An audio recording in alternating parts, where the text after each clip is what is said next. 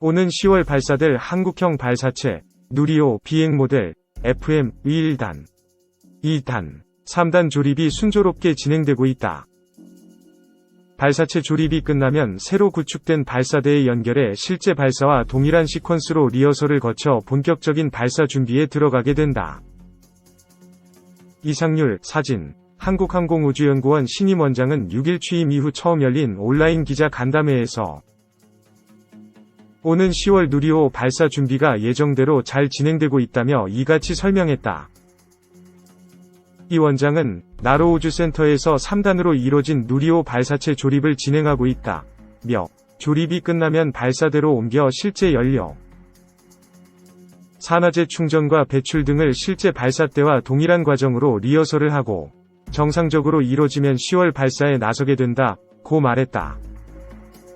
누리호는 1.5톤급 실용위성을 600, 800km 상공의 지구 저궤도에 진입하는 우주 발사체로 75톤급 액체엔진 4기를 클러스터링, 묶는 한 1단부와 75톤 액체엔진 1기의 2단부, 7톤급 액체엔진 1기의 3단부로 구성돼 있다. 항우연은 지난 1월부터 3월까지 3차례에 걸쳐 1단부가 125초간 안정적으로 연소하는 종합연소 시험을 성공적으로 마쳤다. 이 원장은 현재 1단 클러스터링 종합연소 시험에 대한 결과 보고서가 거의 완성 단계에 있다며 지금까지 큰 문제가 발견됐다는 보고는 받지 못하고 있어 진행이 순조로운 상황이라고 강조했다. 민간 산업체 주도의 뉴스페이스 시대를 맞아 항우연의 역할 전환에 대해서도 언급했다. 이 원장은 항우연이 뉴스페이스 시대의 이전과 똑같은 역할을 하는 것은 맞지 않는다며 국가 정책에 최대한 기여하면서 민간이 할 수 있는 부분은 과기정통부 등 관련 부처와 협의해 과감하게 역할을 넘기는 심각하게 고민할 시기라고 피력했다. 국가와 공공이 필요로 하는 대형 연구사업뿐 아니라 미래를 준비하는 혁신적 도전적 연구에도 나서겠다는 의지도 분명히 했다. 이 원장은 그동안 추격형 연구를 통해 선진국에 근접한 기술을 확보하고 많은 발전을 이뤘다면서 하지만 추격형 연구에서 벗어나 선진국에서 하지 않은 연구 혹은 아직까지 가시적 성과가 없는 연구 분야를 정해 앞으로 20년, 30년 후를 내다보고 연구할 수 있는 미래혁신연구센터 가칭 조직을 만들 계획이라고 설명했다. 후보 연구 분야에 대해서 우주태양광, 우주엘리베이터, 성층권 장기채공 등을 꼽을 수 있다며 이런 분야에서 핵심 원천 기술을 확보할 수 있다면 항공우주 분야에서 선도적인 역할을 할 수 있을 것이라고 기대감을 내비쳤다. 이 원장은 다만 이런 연구는 당장 시작할 수 있는 것이 아니기 때문에 내외부 전문가 간 많은 논의와 고민을 통해 제 임기 중에 시작할 수 있는 토대를 놓을 수 있도록 추진하겠다고 덧붙였다. 그는 3년 임기 동안 새로운 변화와 혁신을 할 수 있는 씨앗을 뿌려 20년 후에는 선진국을 넘어서는 결과를 내는데 최선을 다하겠다고 포부를 밝혔다. 2. 로켓 기술 독립 꿈 성큼, 누리호, 개발 사실상 끝냈다. 우리 위성을 우리 발사체에 실어 우리 땅에서 발사하는 시대가 성큼 다가왔다. 전 세계 주요국들이 우주 인터넷, 화성 탐사, 소행성 시료 채취, 우주군 창설 등으로 우주시장을 선점하기 위해 치열하게 경쟁하는 가운데 한국이 우주시장 진출의 교두보가 될 발사체 기술 개발을 사실상 끝냈다. 25일 전남 고흥 나로우주센터에서 한국형 발사체 누리호 1단부에 대한 3차 종합연소시험이 성공적으로 마무리됐다. 한국항공우주연구원을 중심으로 한 연구진은 실제 쏘아 올릴 발사체와 같은 검증용 모델 QM을 이용해 총 125.5초 동안의 종합연소시험을 정상적으로 마쳤다. 종합연소시험 자동운영 절차에 따라 엔진을 점화해 추진제인 산화제와 연료를 모두 정상적으로 소진했다. 누리호는 1.5톤급 실용위성을 지구저궤도 600에서 800km에 투입할 수 있는 우주 발사체를 우리 손으로 개발하기 위해 지난 2010년 3월부터 1조 9,572억 원을 투입해 진행해온 사업이다.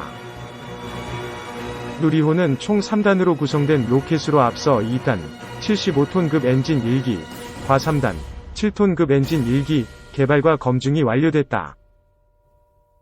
특히 1단부는 75톤급 엔진 4기를 묶어 최대 300톤의 추력을 내도록 설계됐고 4기의 엔진이 마치 1기의 엔진처럼 같은 성능을 내야 하기 때문에 누리호 개발에서 가장 어려운 과제였다.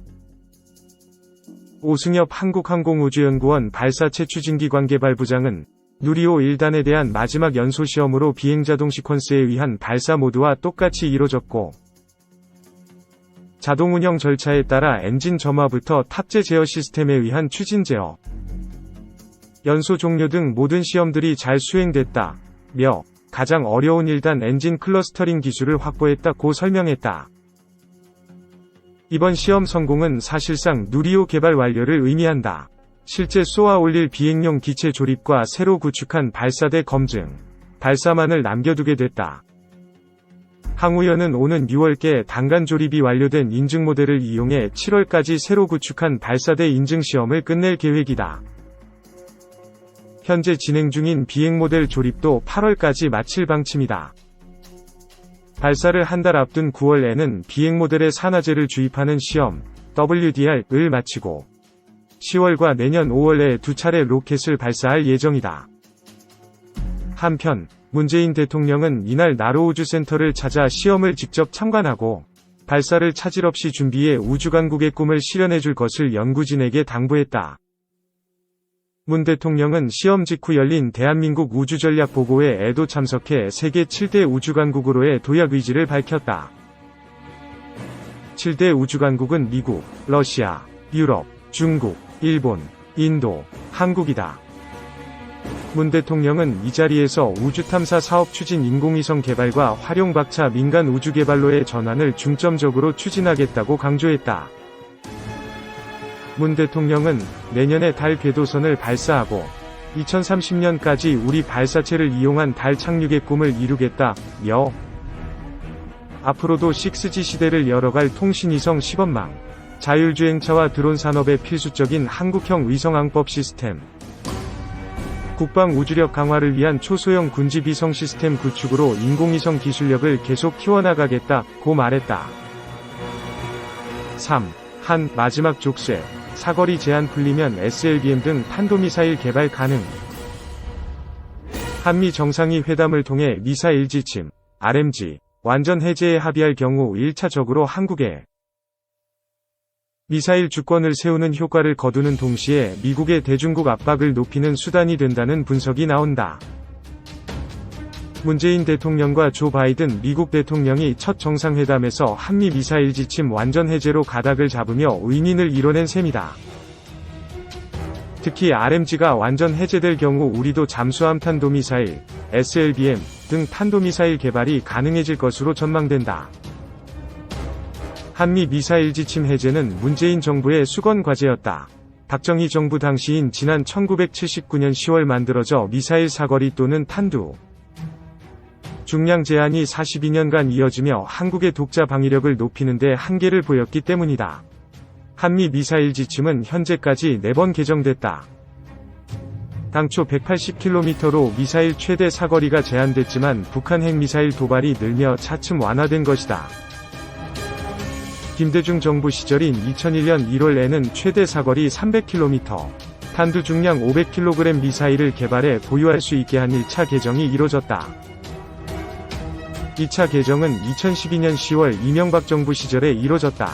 탄두 중량 제한은 그대로인 채 사거리 제한을 800km로 늘렸다. 문재인 정부에서는 2차례 개정이 진행됐다. 2017년 11월 탄도미사일 사거리는 기존대로 800km로 하되 탄두 중량 제한을 완전히 없애는 내용의 3차 개정에 한미 양국이 합의했다.